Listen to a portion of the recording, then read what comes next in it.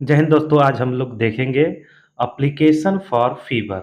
देखेंगे ये हम लोग कि एप्लीकेशन कैसे लिखा जाता है स्कूल में छुट्टी लेने के लिए। मान लीजिए से आपको फीवर है, आपको बुखार है, स्कूल जाने में आप असमर्थ हैं, तो आप कैसे एप्लीकेशन लिखेंगे स्कूल में जिससे आपको छुट्टी मिल जाए 2-3 दिन को। तो यही हम लोग देखेंगे एप्लीकेशन फॉर फीवर, ठीक है ना?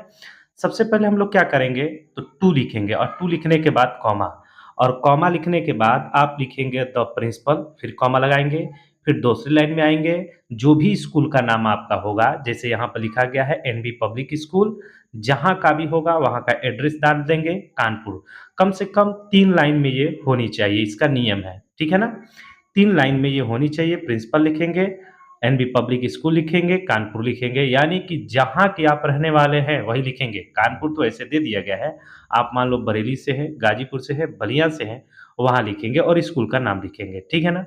फिर उसके बाद सब्जेक्ट लिखेंगे, ठीक है ना? टू के ठीक नीचे सब्जेक्ट लिखेंगे, टू के एकदम सीध में लाइन में लिखेंगे सब्जेक्ट और सब्जेक्ट इसलिए लिखा जाता है और जिसके लिए सब्जेक्ट है वो लिखेंगे। एप्लीकेशन फॉर फीवर है, उसके लिए एप्लीकेशन है तो उसको लिख देंगे।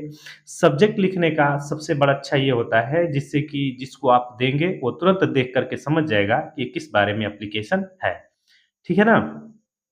फिर उसके बाद हम लोग लिखेंगे टू के ठीक नीचे सब्जेक्ट आएगा उसी लाइन में, उसी लाइन के नीचे आपके स्कूल में जो प्रिंसिपल होंगे, तो सर भी हो सकते हैं, मैडम भी हो सकते हैं। अगर मैडम है तो मैडम लिखेंगे, सर है तो सर लिखेंगे।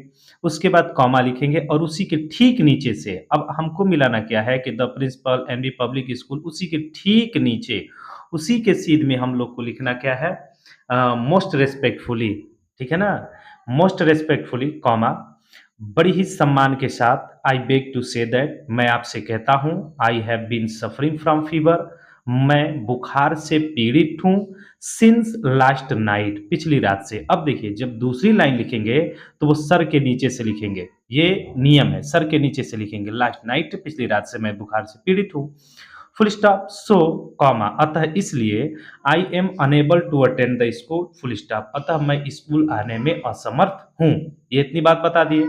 फिर नीचे जो लिखेंगे अब अगली लाइन अगले तो मोस्ट के नीचे वाले से लिखेंगे, मोस्ट के नीचे वाली लाइन से सीधे मिला देंगे।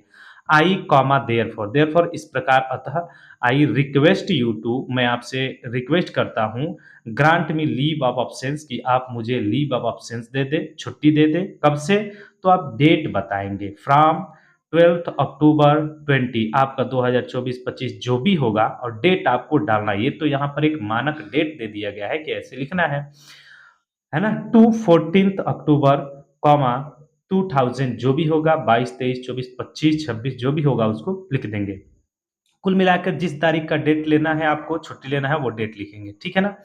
उसके बाद फिर अगली देखेंगे आई शैल बी, तो लिखेंगे मोस्ट वाले नीचे से, मोस्ट आई देयरफॉर वाली लाइन, उसी लाइन के एकदम सीध मिला करके लिखेंगे आई शैल बी हाईली ओबलाइज्ड, मैं आपका बड़ा कृतज्ञ रहूँगा, to your act of kindness, आपकी इस दयालुता भरे कार्य के लिए मैं आपका बड़ा कृतज्ञ रहूँगा। और उसके बाद यहाँ पर डेट लिख देंगे, जो डेट होगा जिस तारीख को आप एप्लीकेशन दे रहे हैं वो डेट लिख देंगे और योर ओबीडिएंटली आपका आज्ञाकारी हिंदी होता है, नेम लिखेंगे आपका जो नाम होगा, क्लास में जिसमें होंगे और रोल नंबर लिख देंगे, ये आपका हो जाएगा। क्लास जो 10th है उसमें एप्लीकेशन लिखने के लिए आता है, हूबहू आप इसी तरह से एकदम उतार सकते हैं, क्योंकि एप्लीकेशन में आपका नाम, रोल नंबर नहीं लिखना होता है, हूबहू आप उतार सकते हैं। XYZ नाम लिख करके क्लास भी XYZ लिख सकते हैं, रोल नंबर भी आप XYZ लिख सकते हैं। हालाँकि उसमें देता है कि आपको रोल नंबर नहीं लिखना है। इस तरह से आप किसी को एप्लीकेशन लिख सकते हैं, ठीक है? उम्मीद है बहुत अच्छे से आया होगा और आप लोग इसको एक बार पॉज करके स्क्रीनशॉट ले लीजिए या लिख लीजिए और दोस्तों में पहुँचाइएगा। तब तक के लिए थैंक्स फॉर वॉचिंग।